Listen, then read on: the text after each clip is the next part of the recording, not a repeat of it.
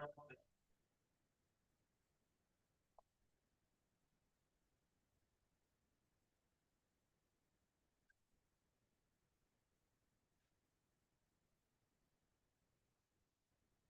Hello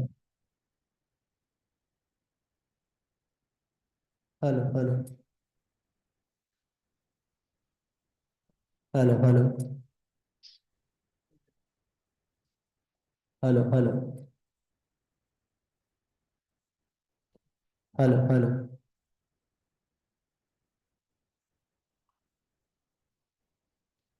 hello hello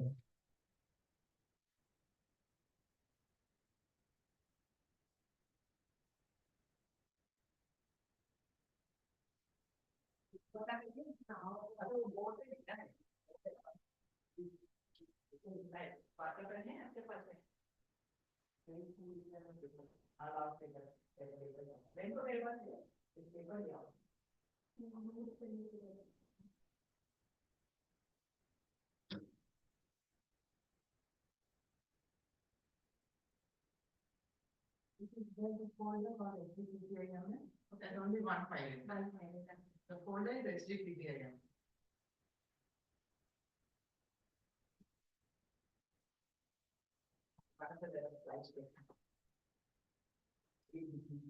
Eight degrees, huh? Oh. The last 2 days. Then we go down to work.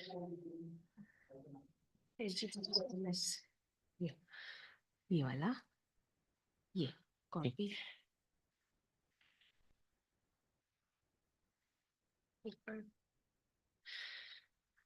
सीजिया नहीं है ना आज में?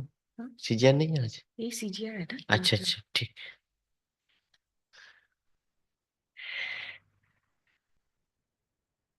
एक मिनट मैं आपको देखने दो।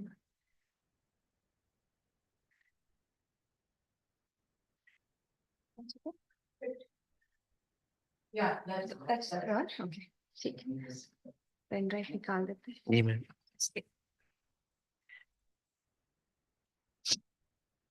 whether he can take these lights so that light बंद हो जाएगी।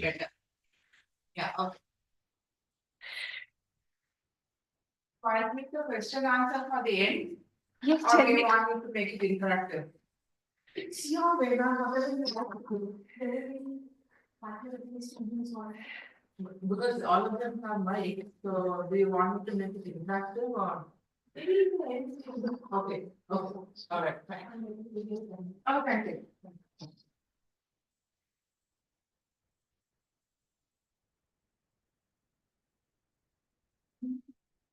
लाइट बंद करके दिखाइएगा ठीक है अब गिराएगा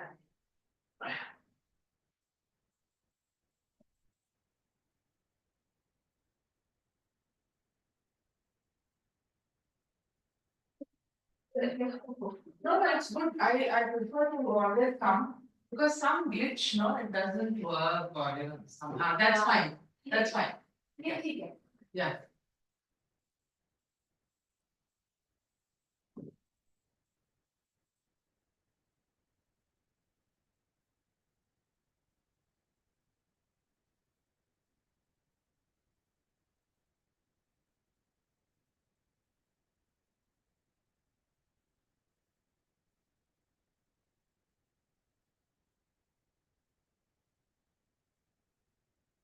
The plan is 45 minutes and 15 minutes discussion. Okay.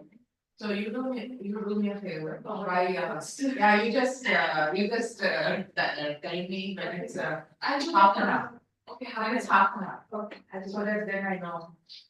I mean, I can just plan.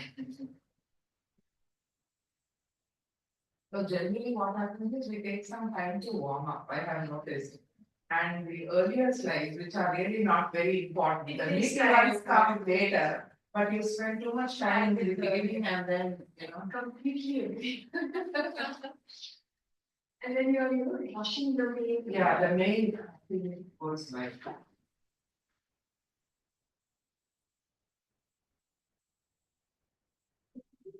Oh, this one. The university started 40 years ago, but the medical school started in 2012. The first batch of students joined in 2015, 2015, yeah. So it's not a very new school, and in fact, our first batch of postgraduates have not passed out. They are passing out now. So we don't have super specialties, we only have postgraduates. Specialties.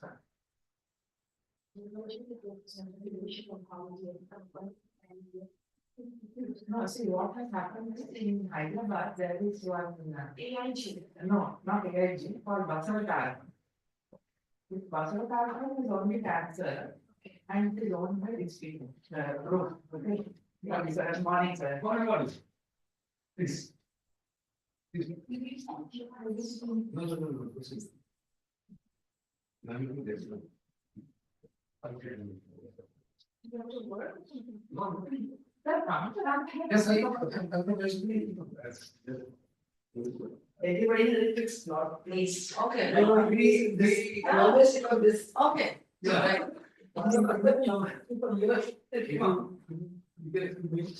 Not few. I just after you went brush my teeth, that's it. And then I woke up, I had to cut my alarm. So I woke up. Did you get your coffee? We got coffee, yes. Yeah. We got coffee. No, sir, I'm not. I'm. Alright. Just a little bit of water for me, then I'm standing, sometimes I need. Alright.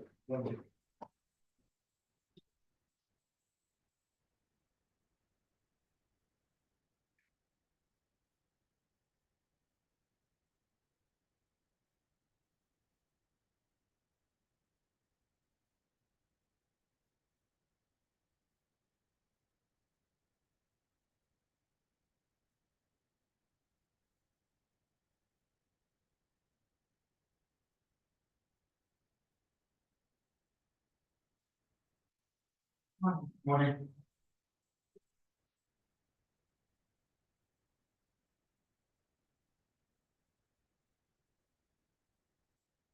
Thank you. Thank you. That's it, and I think this is working, so let's check.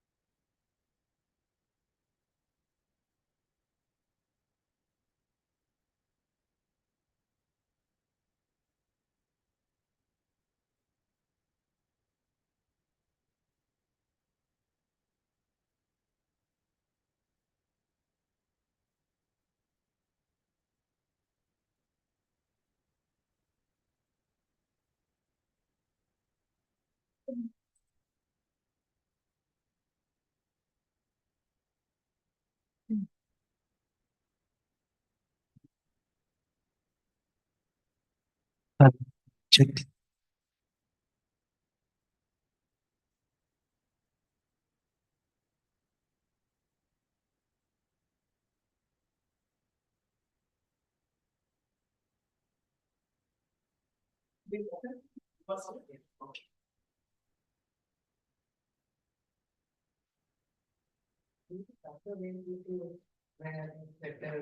I really can't manage. You don't need to say that now. The most everywhere. Then my friends were. Then we go more. That makes the level of the game. So then we start to.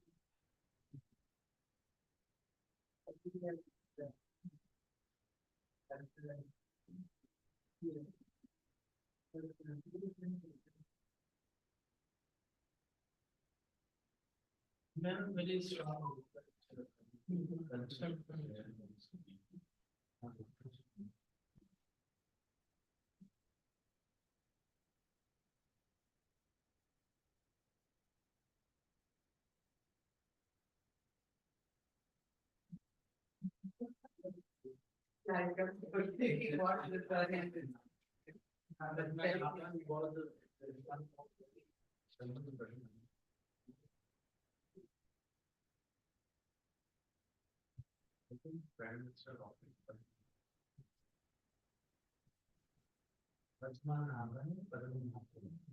It's Padmanabhan. But my husband was born from Pondicherry. And Pondicherry was under the French. So in all the government, they would still write, Indian names with the French spelling.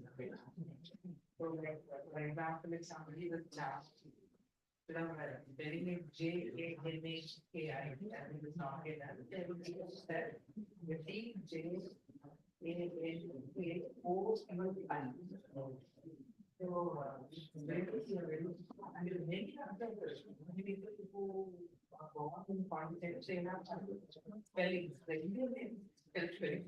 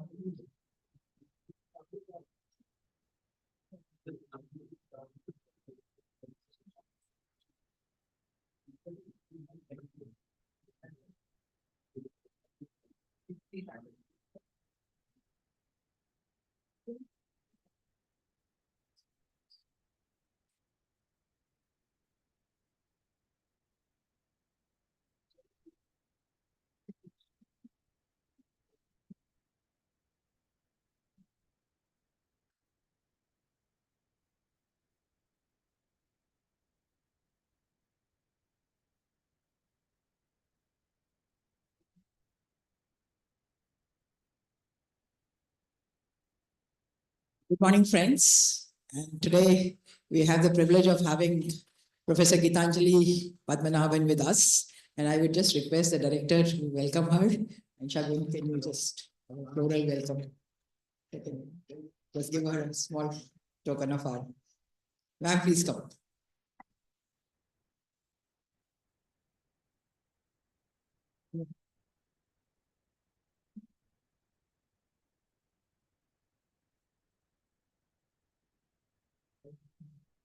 Awesome. I would just like to introduce ma'am.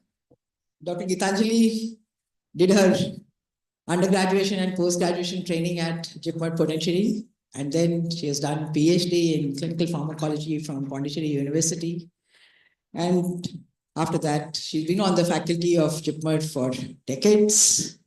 When she decided to take her gears and move to AIIMS Bhubaneswar as the founding director in 2016, and finishing her term, she superannuated, and now she's a pro VC of the Medical Sciences Institute at Geetham for the last about 2 years.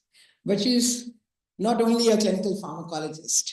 I mean, I have known her for many years, and people in our faculty have known her for more than 3 decades. When we started this institute in 1990s, people used to go to JIPMER to train. There used to be a course running, National Teachers Training Course, which was a pioneering course which was run both at BGI Chandigarh and JIPMER, if I remember correctly. And they would train teachers. The ma'am has great interest and devotion to medical education, especially training the trainers. Because if you have good teachers, you have good students. And in addition, she's been on the WHO committees for looking at things which we really never look at. How to do rational drug therapy for patients. What are the drugs which should be in the essential drug list, which now government is paying attention. And ma'am was there about, I think in 2012 or something, at the CRO office of WHO, making these lists for essential medicines and what drugs should be included for pediatrics especially. So she has done a yeoman service to medical profession by combining all the 3 things, that is being a clinical pharmacologist, educationist, and above all, a role as an administrator. So it's rarely you see in one person all the 3 things. And that is why I think we have a special person for our Foundation Day. And she'll be talking to us about some aspects of medical education. And what she has chosen, her topic is nurturing the effective domain, which is probably the most neglected domain of our learning. So over to you, ma'am.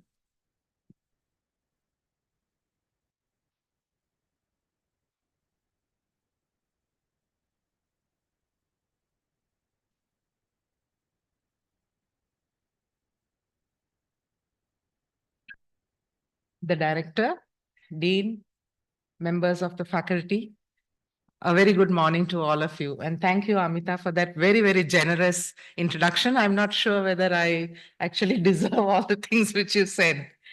I have chosen this topic because I believe this is something which we should be spending a little time on, whether we are faculty who are teaching students, or even if we are looking at the administrative aspects of medical education.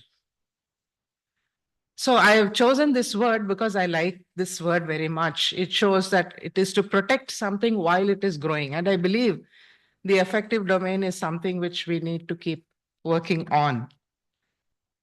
So somewhere in the 90s, Jacques Delors, he was asked to write up a proposal for learning, lifelong learning.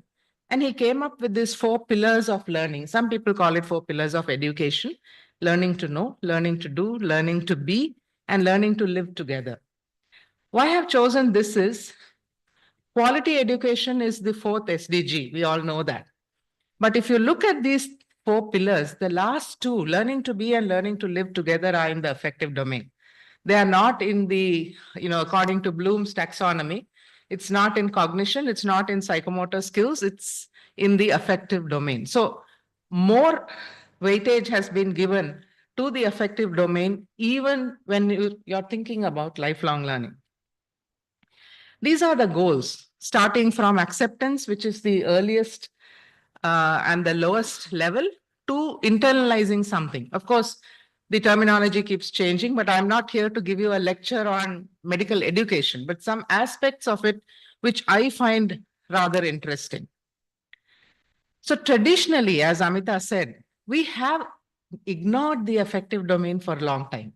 When I say ignore it, it doesn't mean that we have completely not bothered to think about it, but we've given it second-class treatment. And this, I think all of you should agree, because when you are, whether you are teaching undergraduates or postgraduates, it's always about how much do you know. List this, list contraindications, list this, or what is the differential diagnosis, or it would be some kind of a skill which you are expecting them to know.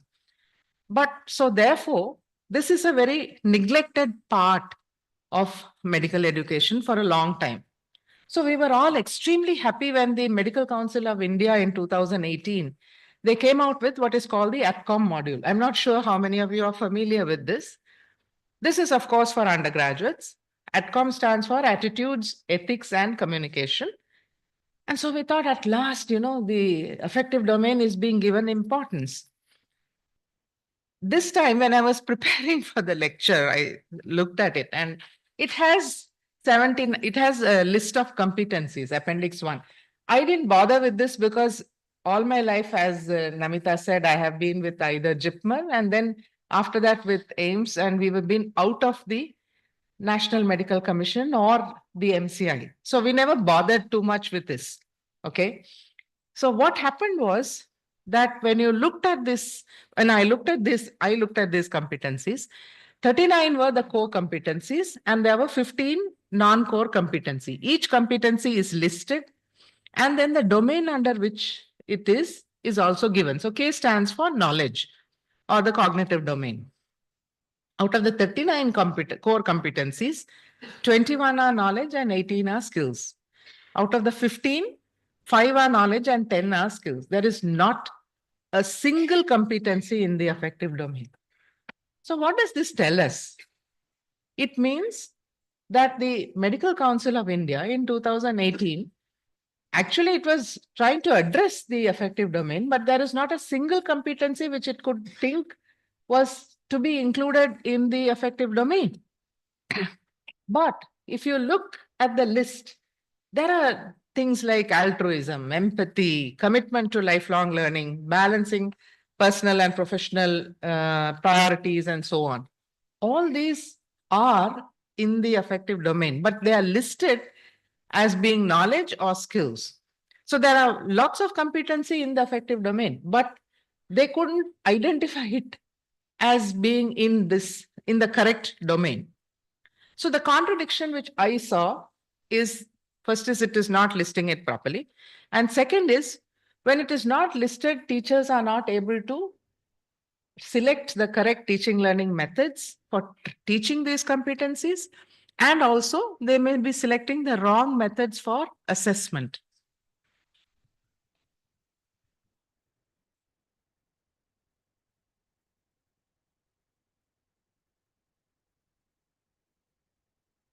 And the reason why I am saying this is because I have not given any reference for this, because nobody has written about this in the literature published so far. So this is, to me, this is a huge contradiction which we see in the ADCOM module, which was come out in 2018, but it is still endorsed by the NMC at the moment. So then what are attitudes? Because we are going to talk about the affective domain. If you look at attitudes, it's a psychological tendency which is expressed by a person with some degree of favor or disfavor.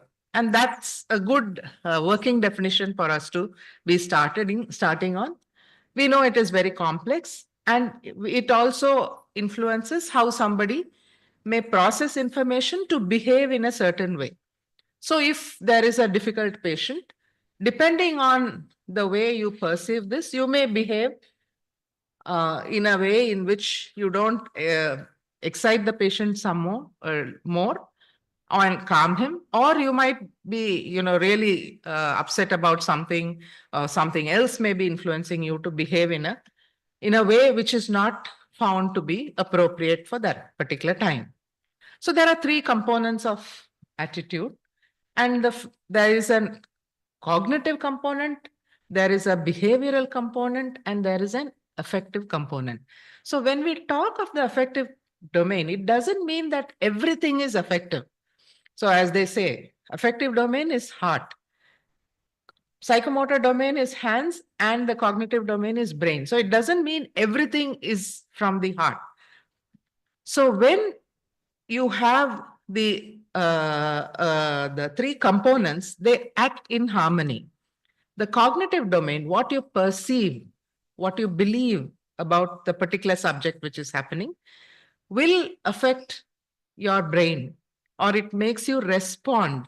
It makes you feel in a particular way. And that feeling makes you behave in a certain way. So all these three things are important. How you perceive something, that's your cognitive domain. How it makes you feel that event, and how you respond. It might be a physical response, it might be a verbal response. So all these three things are interrelated. Sorry for this very busy slide, but I will just break it down quite easily. So how is attitude inferred? It is inferred by observing an individual's response to a stimulus. Somebody wishes you, if you greet him back, that response is how you observe the way you are behaving in that particular thing. So if you look at this central dark green circle, that is the object of the attitude. That's the stimulus. And what we can see is the observed response is this, which you see, the light gray circle outside.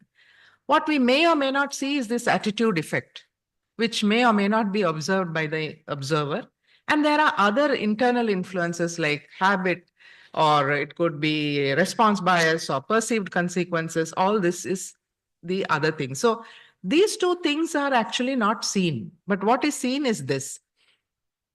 Now, I'm giving you an example. Supposing, say, there is a patient who needs blood, and the blood bank refuses to donate unless blood bank refuses to release blood unless the patient donates blood. This was very common in many places because it is difficult to get blood. So they will say unless the patient's relatives give blood.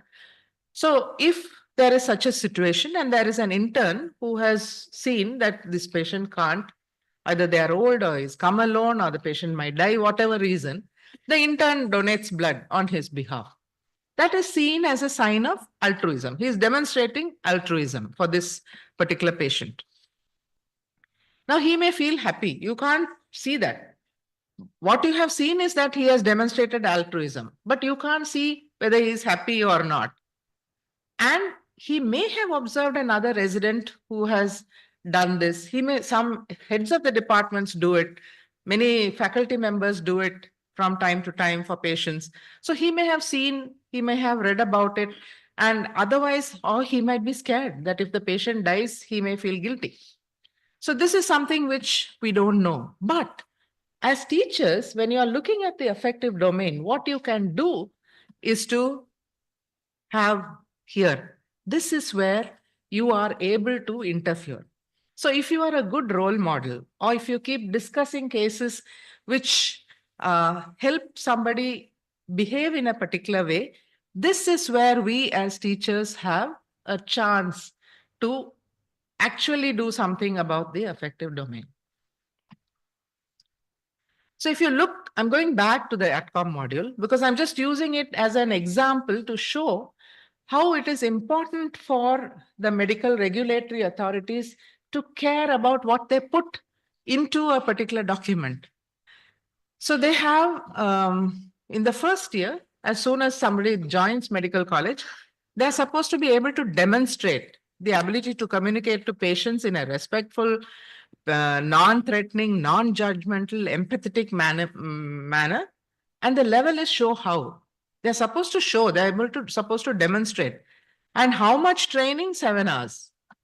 Now, you know, when you join medical college, you are clueless about anything. And if in anatomy, you know, superior, inferior, medial, lateral, that itself is a huge amount to learn. Okay. All the anatomy and physiology and all that. Where do they have no experience in communicating with patients. So should this be put in the first year? They don't have prior exposure. So we are expecting far too much from a first year student to demonstrate something like as important as this. And what is presumed by many of the medical educators is that students should have observed doctor-patient communication. They should know what is empathy. They should know how to communicate in a non-threatening manner. Nowadays, most of the students who come in first year, they're only looking at their phones. They're not even making eye contact with their own friends in class. I mean, this is seen throughout many, many medical colleges. And, you know, they feel that, okay, then we can show these videos and they will learn from them and things like that. So this is a very wrongly identified what shall I say,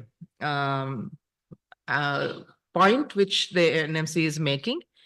They should not be positioning it here. They've wrongly positioned it. It's a very high expectation and don't follow any of the adult learning principles.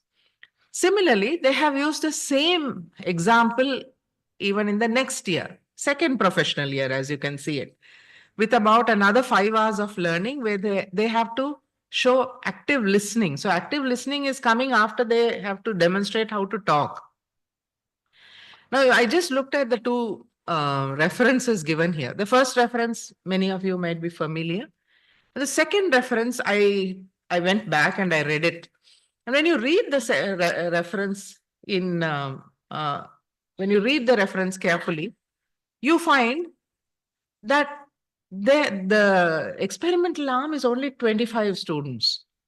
And then they had 38 controls and 13 in the next year. So the experimental group was only 25. They taught it over 52 hours and the age of the students were also high.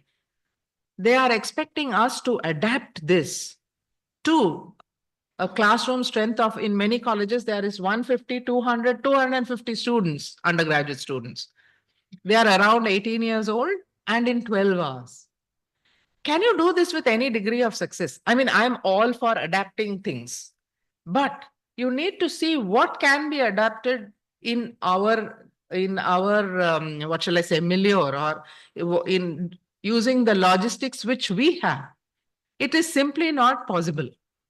So they choose and used references which perhaps they themselves did not read. I'm being very critical here, so please don't go and tell me, because I think I'll be out of a job.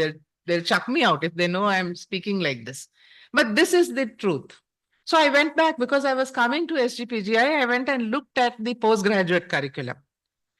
And the same thing, I mean, when I looked at the affective domain for MD General Medicine, there were only 3. One was able to function as a part of a team. They should adopt ethical principles and then develop communication skills, right? And I looked at general surgery. They had the same 3 which medicine had, and they had 2 more. One was about informed consent, and one was to provide appropriate care that is ethical, compassionate, responsive, cost-effective, and in conformation with statutory rules. All the other specialities had taken mostly these 3, and then maybe 1 or 2 more. So then where have all these other things gone? Where is lifelong learning, which for a postgraduate is far more important? Where is leadership? Where is altruism, gender equity, commitment to scholarship? I don't find this at all in the postgraduate curriculum, which is the current curriculum which the NMC has put on their website. If you look at what is important as the most important top 10 21st century skills, all of them are, or almost all of them are coming into the affective domain, right? This is the next set of 4. You can see effective written and oral communication, ethical decision making, leadership. All this comes into your affective domain. Unfortunately, these are not found in the NMC curriculum, which we are supposed to follow, right? Even he's one of my favorite authors, so I couldn't resist but quoting him. And he says the most important skill is emotional intelligence. And that's very true, isn't it? So when we look at a cartoon like this, previously I used to laugh, like, okay, somebody is just exaggerating things. Is it? They are not. And I was even more concerned when I went, there are these groups like Quora. Some of you may be on Quora and Reddit and things like that. And I found this quote from Reddit. It was a group of students from the United Kingdom. This is what they have written. My med school focuses on soft skills instead of clinical examinations. We are learning to act like a doctor, but not learning to be a doctor. I thought this was very profound words. This is happening in UK. So I thought maybe it's not happening here. When I went back, there are medical students in India who are writing similar things. They are fed up with, writing endless reflections, writing, having debates which actually are not making much sense for them. So we need to have a listen to what our students are saying. Are we going overboard in teaching this AdCom module in the undergraduate course the way we are doing? I don't know, and not doing enough when it comes to postgraduate training. That's something we need to reflect on. I will look back to see how our parents fostered good behavior. I'm sure it must be very familiar to a lot of us, especially the ones with a lot of gray hair like me.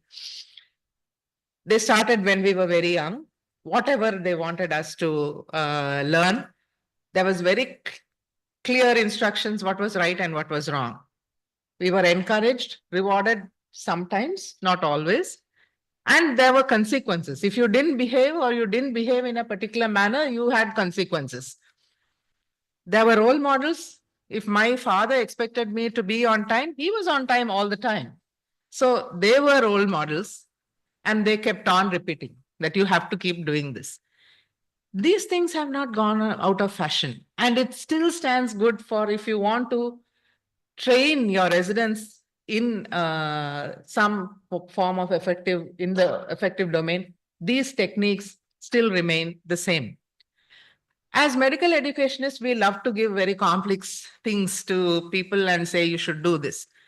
So we say that for the effective domain, it should be small group discussion. There should be a lot of debates, role playing, all these things. Okay. What's the problem here?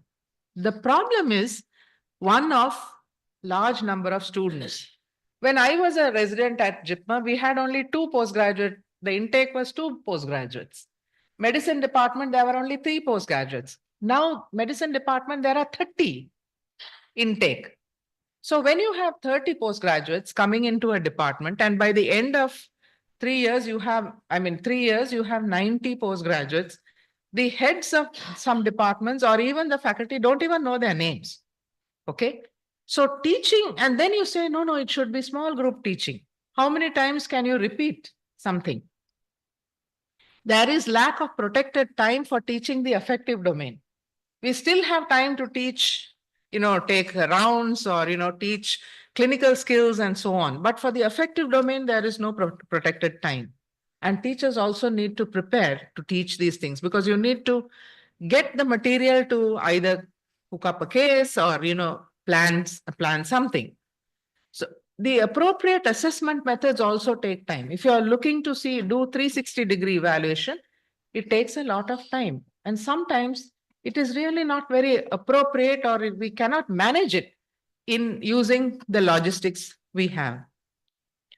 So I'm just giving you, I'm not going to talk about communication, but you are familiar with some of the principles, basic principles of communication. I'm only taking 4. I'm not going to talk all about it.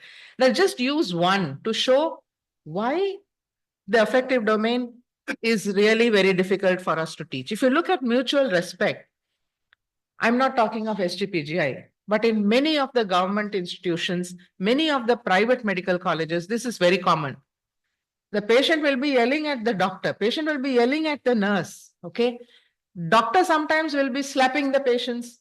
Doctors will be yelling at the patient. These are very common. If you see, there are enough of these reels which are making fun of the way in which we behave. So patients and doctors are not respecting each other.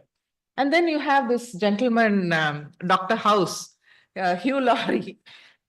Many of our students, they seem to think that he's the greatest, role model, which people should emulate. Yes, in that series, he's a fantastic diagnostician, but he's a lousy role model for everything else. You will agree with me, I'm sure, because he's all the time, he does things which are totally unethical. So you may ask me, are doctors held to a higher standards of integrity than other professions? The answer is yes, we are, because we are taking decisions for the patients, isn't it? And therefore, the contract doctors have with society is very different from the other types. It is a social contract. Therefore, we are held at a higher level than others. That is why we are so much respected also. So if there is a lack of integrity, there is a loss of trust, and therefore it leads to a lack of respect. So if I can easily argue for every principle of doctor-patient communication, I'm just taken the first one, mutual respect, and therefore we are not in a position to command the kind of affection which we had previously, because there is a draining lack of respect. I'm not talking of, there are so many, people who are standing examples of how a doctor should behave and all that. So there are a lot of people who are doing good work, but by and large, we are getting a bad name, because trust is a central pillar of the practice of medicine. And this we should be really careful about. I'm coming to this one because this is, again, as a postgraduate institute, you will realize that nobody is able to work in a silo. We are all working together as teams. And so this becomes a very important competency, to be able to respect the diversity of roles, responsibilities, and competencies. Unfortunately, this is not given in the postgraduate curriculum. This is from the undergraduate curriculum, okay? So many senior doctors don't respect colleagues. In fact, they will say, that guy, what does he know? They'll openly say this. If you are unit 1, you will talk about unit 3 and so on. And we know this, okay? And then many times we don't treat nurses, pharmacists, technicians, they're treated openly, they're treated badly. I had one nurse who came and said that every day when the doctor walked into the ward, the HOD would say, "How many patients you killed, sister?" What is this? It's as if people are coming. I mean, because it's not funny anymore. Maybe he thinks it's funny, but it's not funny, kind of a thing, okay? So there is something called power distance. That is how a specific culture treats people in power, that is the senior people and the subordinates. And unfortunately, Indian culture observes a very high power distance between seniors and subordinates. It is there. I mean, this is there in the literature. Now, if you ask me, does culture affect communication? The answer is yes. I don't know how many of you have read this book, Outliers. But he talks about this power distance and how there was a plane crash because the Korean pilots could not communicate with the traffic controllers in New York. Okay. So this is in high power distance cultures like us. It's very uncommon for the subordinates to question the superiors. And there will be times when the junior doctor, he will not even indicate. He will know that the HOD is making a blunder, but he will dare not say anything. Let him make a mistake. Who cares? That kind of a thing. We are not able to discuss the undiscussable with the powerful. This is a very interesting paper which I read. So culture affects attitudes, it affects communication, and therefore now it is affecting patient safety. So what I want to say is that the affective domain can directly impact on patient safety also. So it is a complex thing, difficult to deal with. And because it is difficult, many of us tend not to even bother to address this. So this is what Malcolm Gladwell says, that cultural legacies are powerful forces. They have deep roots and long lives.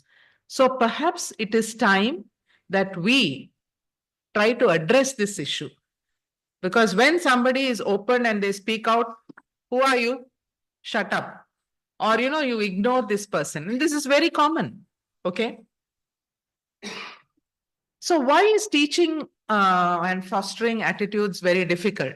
The reason why it is difficult is that many times faculty are not comfortable teaching topics they did not learn. I know I was never taught communication skills. But then when I started teaching, I taught how to communicate about medicines. I taught undergraduates how to communicate about medicine. So we are generally not comfortable, but we can no longer say, this is my comfort zone. We have to start moving out of it. One of the things which I really find hard is that since I have come into the private, people don't foster scholarship. People don't foster lifelong learning. You are moving from the hospital to your own private clinic. You are treating patients, then you are going to sleep. There is no time for this lifelong learning, and that is a commitment which we as academics make. We also have difficulty adjusting to the way youth communicate. So when I went to Geetam, I will find students, they will not even recognize me. Or sometimes if I talk to them also, they'll be sitting and they'll be, talking like this. And I'll have to tell them, no, stand up. Because I am this old timer. I won't talk to anyone who is sitting down, especially a first year student. So we find it difficult to adjust. And let me tell you, there is a lot of lack of learned behavior. When we were, children, the first thing we were taught is any adult talks to you, stand up. If somebody gives you something, take with the right hand, say thank you. I'm sorry, but nowadays parents are not insisting on this. So there's a lot of lack of learned behavior, and you are expected to teach them when they come to medical school, to treat patients with respect. That is something which we have to start teaching them also. The other thing is using material students can't relate to. See, how many of you have enjoyed watching 3 Idiots? Many of us? Yeah. It is used as an example. 3 Idiots is used as an example many times when we teach the affective domain. But then it struck me that students can't relate to it, because the students who are coming to our medical school were probably toddlers when 3 Idiots was released. Okay. So if you are using it as an example, that day somebody was using this Sridevi's mother who had a surgery on the wrong side of her head. They were using that as an example for, surgical safety. And I thought many of these people won't even be able to relate to Sridevi, leave alone relating to Sridevi's mother, which happened long back. So we use material which students cannot relate to, and we need to change that and use material which they can relate to.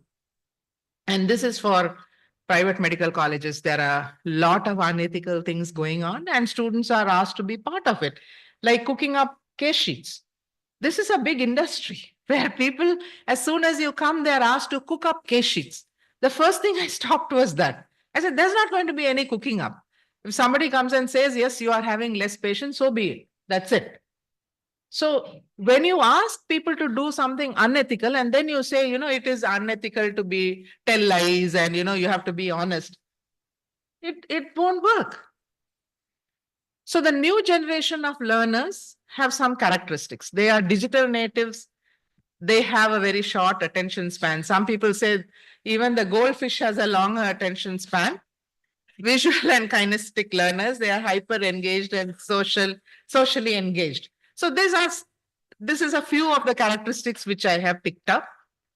But our response is, oh, don't keep the lecture long. They'll fall asleep. I don't know how many of you are falling asleep, but that's what happens. Okay. So lecture should be short. Give them very little information. No, why you want to, give too much of information and all that. So I looked up to see whether actually medical students can't concentrate. And there was this beautiful letter to the editor. And when I read that, I found there's no evidence to support this. Somebody wrote about something else, and that has been misquoted for decades because this was published in 2017. So it's not yet 1 decade. But the initial evidence which they are all quoting happened about 20 years ago. And there is actually no evidence because we are not able to even define what is attention. Does it mean that you are falling asleep? Does it mean you're not taking notes? Does it mean you're looking at a phone? So there is actually no evidence to show that it is happening. It's more of a myth. This is what the current evidence states. But unfortunately, as medical students, you will realize medicine has become far more complex and complicated. It is highly nuanced than before. When I was a student, I only had to learn 4 anti-epileptic drugs. Okay. So understanding complex information, it takes time. It takes focus. It takes application. You can't do that by, learning small bits of information in short periods of time. And therefore, when we break things into small modules, you need to have 1 minute preceptor and things like that. We are actually promoting a short attention span. If you have time, when you go back, please watch this TEDx video by one Dandapani, who speaks of unwavering focus. We need to look and learn from some of these things which are there. And this is just to say that this is the kind of effort people put in. So when they can do this as sportsmen, as medical professionals, we need to put a lot more effort. And our ancestors certainly got it right. Sometime back, I visited Nalanda, and you can see all these small cells they had for the students to go back and reflect. The cells cut you off from, other things. But you had to, whatever you learned, you had to go back and reflect. So they certainly got the teaching right. There were plenty of debates. They could communicate with others. Excuse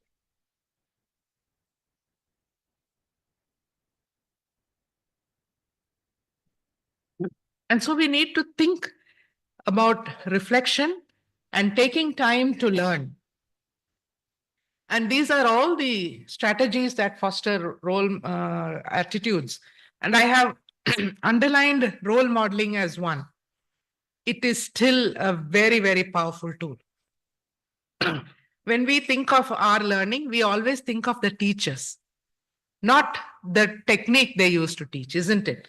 And therefore, it's really very important that even though there are a lot of strategies, I'm just going to talk about role modeling is extremely important.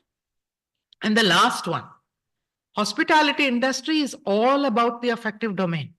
And they're doing such a wonderful job. Why can't we adapt a few techniques from them, which we must do? So different strategies may work for different specialities and at given times. I like Janet Grant because she generally, she calls a spade a spade. And she is totally against using competency-based education for medicine only as a particular way of teaching medicine. Certainly, it has its advantages, but we should not be adopting inappropriate ways and means and thinking, because this is a profession which has been very successful using some traditional techniques. So you need to use traditional techniques along with the newer techniques to make things work. My last closing slide is about James Watt. We are not able to sell the affective domain to whether it is medical educators or our students. And when James Watt, he discovered the steam engine, he couldn't sell it. So he identified horsepower.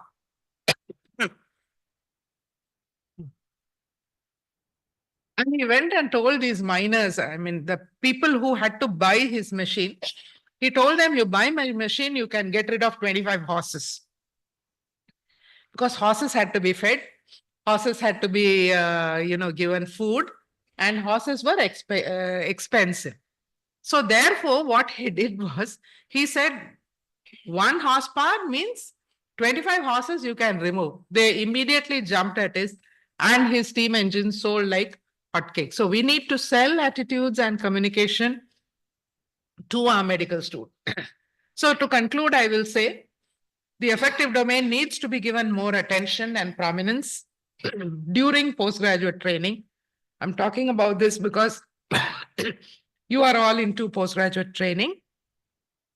We need to change from high power distance to low, and we can still use time-tested teaching learning methods, because new is not always better.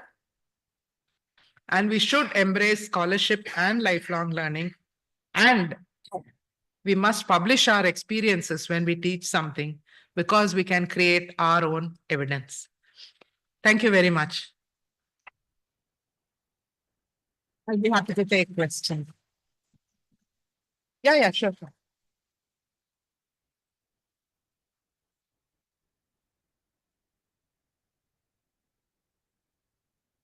So it was a wonderful talk. I think it has mesmerized everybody and made us think that what we are doing is correct or not correct. And I hope that there are many more questions from our faculty and all. Dr. Ansari to start with. Thank you very much, madam. This is very apt, very nice topic chosen for this. And unfortunately, this affective domain is becoming ineffective domain since our circumstances, because we deal with crowd in India or Indian subcontinent. In West, they deal with patients only. So that is why, and here we are treated just like God. In the they teach to the students, I only treat, he cures. So that is why it is becoming ineffective. So what are the differences between the Western culture and our, why we are failing to make it applicable in purpose? Sir, you actually answered your own question. You said about the crowd. Because if you see in the West, doctors will only see certain number of patients. They in an hour, they will see only about 5 or 6. So in a day, at the end of it, they will see 20. I'm sure if you are in the OPD, you must be seeing hundreds of patients. And you are forced to finish your OPD. So there, and I know from experience, because one of my close relatives, they wait for months for an operation. Do you think any of our patients will wait? So I don't think that we can actually draw a parallel, because they have got used to it. When patients come to an OPD or they come to the emergency, they are sitting quietly.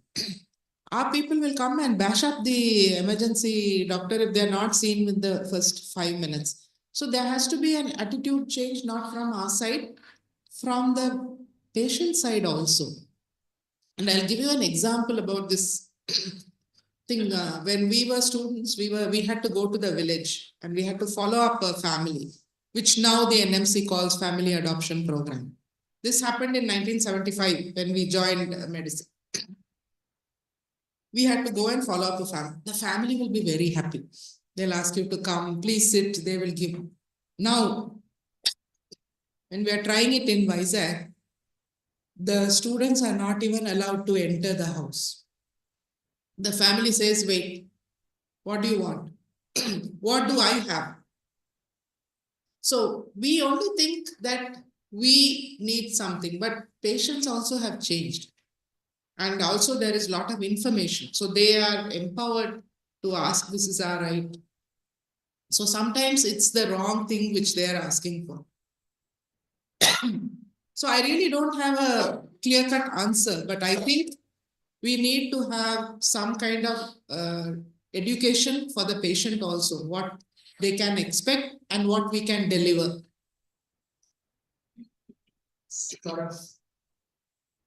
Thank you very much, ma'am. I think this talk would not have been delivered at a more appropriate time for this group at SGPGI than what it is today. Very recently, we've all been involved with creating our own competence-based curricula for various specialties. And these are the kind of dilemmas we've all faced. Doing that, I have two thoughts that resonated with me. One is, believing is the enemy of knowledge. It's as good, as true for us as it is, it seems, for the NOC, for those who created those documents. We seem to believe that value-based learning is totally trash. We made to believe now, or we are made to think now, that we need to trash all that and start building something altogether new, exactly what you highlighted during your talk. And more importantly, the other thing that resonates with me is an example that you took. There is sort of a belief that superior is always superior, or a senior is always superior. In this institute, we've been made to, or we have grown with the belief that asking questions is the way to address this issue. And when I face this attitude from my residents and junior faculty, I start believing that learning starts from unlearning old things. And that is something which is totally ignored in whatever documents NMC and competence-based learning has created. So I go back to the original thought that I shared, that we are made to believe that value-based learning is trash. If indeed it is, we need to unlearn that belief, and then only we'll be able to adapt to competence-based learning. So perhaps, as everything in life, the truth lies somewhere in between. We need to marry value-based learning with the competence-based learning, take the best out of both. Unfortunately, what we are being forced to do is trash out our own beliefs and take these new competencies as perhaps what you said, that students are now believing they're not being taught to be doctors, they're trying to be actors to be good doctors. Thank you. Thank you, sir. Can I ask the absolutely stunning lecture? I'm sure you would be aware of that famous paper in Mayo Clinic, Stuck in the Structure. And that is one thing which all our students, in fact, the faculty should also be aware. And that is one thing which the NMC course does not address, addressing own self-care for the doctor, because the entire focus in our medical and surgical specialties is that the residents, we praise self-sacrifice. That is being hero worship. So as somebody rightly said, it's okay not to be okay. So the residents also have to be taught that if you are having any pressure, any problems, then it is perhaps okay to step back a bit. Self-care and addressing the burnout is also a problem. That should also be a focus of us. Sure, sir. I fully agree. I fully agree. But sometimes what is happening is, this is very true of those hospitals where you are having a huge patient load and there is a lot of pressure. It's not always true, because when the first time when I came to Geetham is when I realized that there are hardly any patients. We have an 850 bedded hospital, but we have only about 150 inpatients at any given time. And then you have residents who think that they are being overworked, looking after 5 patients in the internal medicine ward.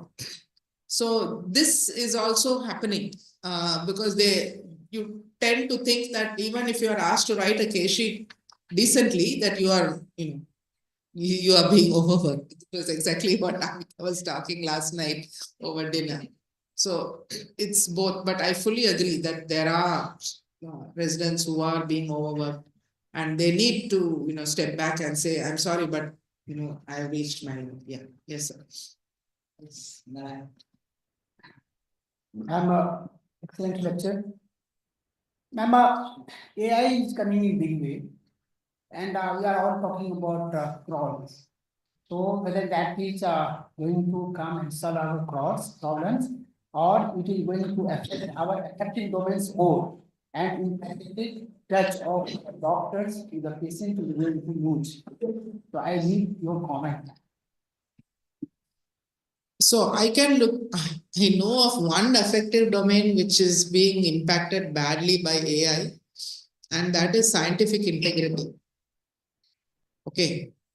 When you are, we try to train our residents to do a proper literature search. They are getting ChatGPT to do it. The entire protocol is being written by ChatGPT. And you have faculty members saying, ma'am, it's writing such a good protocol. Why do we want to train? Why should you know? So the thing is, it's not about learning, but there is this tool which is doing a better job. So why should I bother? So now the question is, we need to be very clear in our mind. What is it that we want our residents to learn about using AI? And AI is coming in a big way in pathology. That was what we were discussing last night. So is the pathologist going to be outdated very soon? Is going to be a fossil or a dinosaur? I don't think so, because the learning comes from the pathologist. It's the human brain which is doing the learning. But what is happening is, I can tell you, when you are conducting a journal club, we expect that the resident who is presenting that journal club, that would have at least gone through the paper, used this thing. No, you put it into ChatGPT, it will spit out some 10 points, and then the guy is speaking on that. And what I find difficult to believe is there are faculty who say that's okay. We don't have time. So AI is going to certainly affect our affective domain, but how we choose to respond to it is our decision. And unless as a collective decision, faculty are taking a proper decision, it's going to be very difficult, because I can see how people are using AI. It does a fantastic job, and I can tell you, once I asked it to set MCQs. When I was a faculty member, we had to set MCQs for this never-ending, entrance exams, and they'll pay you 50 rupees for a question. And I used to take hours to make this thing. And you ask ChatGPT, it comes out with such brilliant MCQs. I was wondering why on earth I have spent hours and hours making these questions. It will give you the detractors, why it chose a detractor, it will give you the answers. And so you don't have to spend any time making question papers. It's making very good ones. So I really don't know the answer to it, because AI is becoming better and better. I am not able to convince my granddaughter, you need to have good handwriting. She's saying, because I don't need to, I'm only typing. Why should I? We are not able to convince them. We will not be able to convince our residents why they can't use AI for these things. So it's a very difficult question, sir. Thank you for asking. Good question, but I really don't have an answer. So we have students. So can we have students' perspective before Dr. Paliwal has another question? Some students at the back, your perspective to education. I can see at least 30, 40 of them. Yes.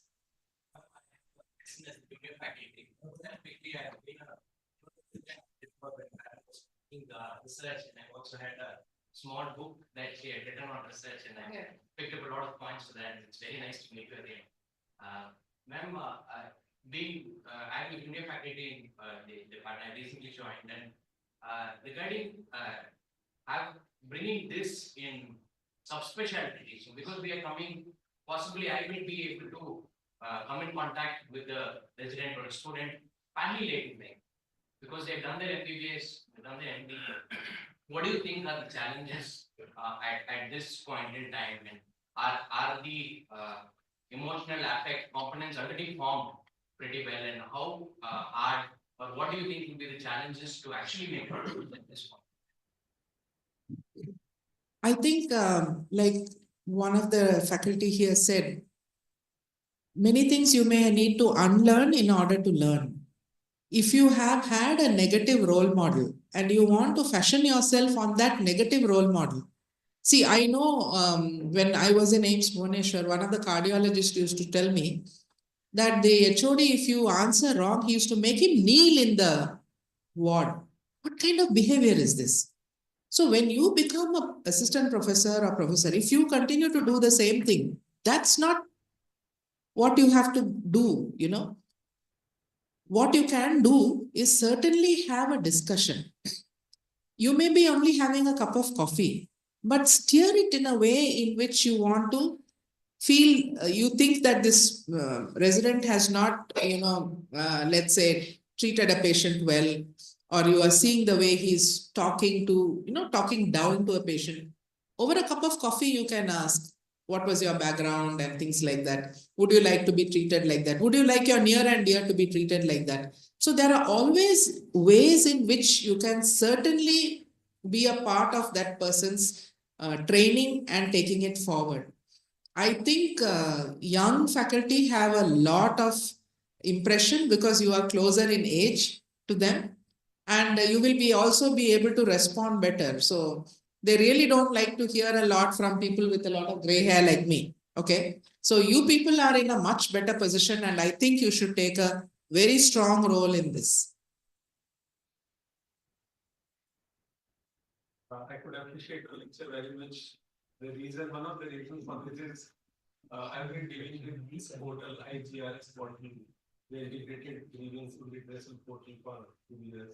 So it is a portal in government where patients can directly complain regarding the problems they face in the college. So it was a great learning for us also, the kind of problems they face in the college. At the same time, director also gave us the responsibility of conducting communication skills first. So actually the learning from that actually helped us to plan communication skills. And what we realized is that keeping a very high moral ground for asking people to have a good behavior, I think is no longer, I think, should be practiced, because it is the requirement of the time. For example, we ask people how you should behave when you are on the phone, the patient or his relatives. So when we were conducting these workshops, we asked people, what are your views, what are the challenges you faced? So some of the PROs complained that there were certain netas who will just start bashing them on the phone without listening a single word from them. So it is the requirement of us to know that good behavior, as you rightly said, we should learn from the hospitality industry, because that other person is going to instigate you just to record what you are going to say. So it is the requirement of the time, it does not the high moral values.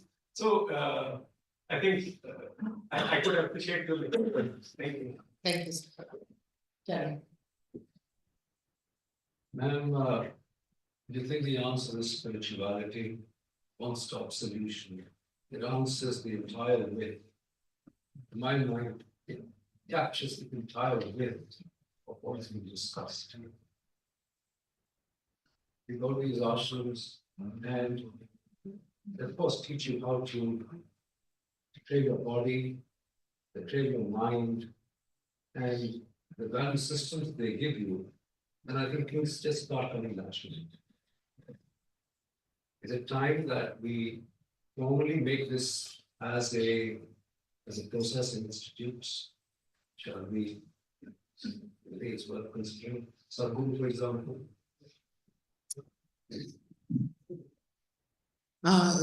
Sir, I'm the wrong person to ask this question, because I am not, into that at all. But having said that, I can tell you about, I have some close knowledge about the Gurukul system, where a student goes and spends time with the Guru. One of my very close friends, and this is not nothing to do with medicine, but it has to do with dancing, Bharatanatyam. There was this very famous Guru called Adayar Lakshman in Chennai. And my very, very close friend, she wanted to, learn under him. So 1 year she stayed with him. And she realized when she went there that she was asked to wash his clothes. She was asked to make coffee. She had to help out cleaning the house. And she was kind of, very upset because she never did this in her own house. They had washing machines and things like that at that time, long time back. But the point was, it is not about washing your guru's clothes. It's about learning humility. It's about learning to be part of the family. And then you are listening to this guy, doing this, and we call it Chollukattu, that is in dance, you have this rhythmic things but you are listening to him compose early in the morning while you are making coffee in the kitchen. It's about learning all these things. But now you ask a student to, if you have left some books outside, you ask a student to bring those books, they're going to complain. Students are not willing to take a sample of blood. If there is no ward boy, they are not willing to take a sample of blood to the lab. So things have changed, sir. Because the students who come to us, value systems have changed. I don't think it's about going back. But we need to use some of these things which they use so effectively in these ashrams and see how we can adapt it to our use. I don't think, this is this thing, that we can go back to that again.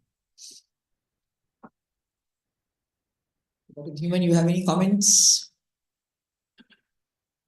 I don't have much comments, but I like the idea that Dr. Ansari has said, and another from the Dr. Ryan Prashad. And you yourself said about the story of your grandfather. So things are fast changing actually. So basically you have to change according to your shift. And that I would say is a balancing act that you have in the crowd, and you have to see the patient by maintaining your everything. And here the AI, I think that is a major interference we are working also. So you are going to be much more dependent, and you rightly said that if a student is asked to bring the book, he will not do it. I think these are the situations they are to come. Multifaceted, not a single thing that you can. There is not a single path that you just go through it and reach to your destination. I think you need a balancing act once you have so many things surrounding you and comparing you to do in their own way, and you have to find your own way. I think that is a challenge. So that's thank you. And I appreciate that you have come from the North Christian and you have taken such a beautiful message because it not only has a content also, but it has something massive that you feel. It's such a beautiful lecture in the morning also, and followed by such a beautiful discussion also. Thank you so much. Thank you. And I'd like to leave now because having. Yes, I know. Just ask time. Okay. I think at the end we will thank Dr. Gitanjali for a wonderful talk and answering all the questions.